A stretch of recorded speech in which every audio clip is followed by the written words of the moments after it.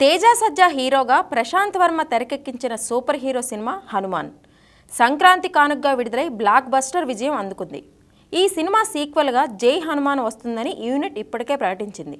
దీంతో sequel updates కోసం సినీ అభిమానులు ఎంతగానో ఎదురుచూస్తున్నారు. ఈ నేపథ్యంలోనే దర్శకుడు ప్రశాంత్ వర్మ స్పెషల్ వీడియోను షేర్ చేశారు.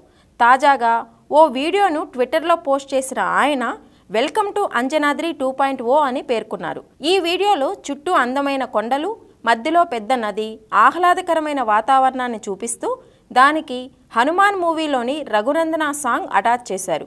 ప్రస్తుతం ఇది నెట్టింట వైరల్గా మారింది. శ్రీరాముడికి హనుమంతుడు ఇచ్చిన మాటేమిటి అనే ప్రశ్నకు సమాధానంగా జై హనుమాన్ రూపుదిద్దుకోనుంది. 2025లో విడుదల కానుంది ఈ సినిమా. జనవరిలోనే ప్రీ ప్రొడక్షన్ పనులు మొదలయ్యాయి.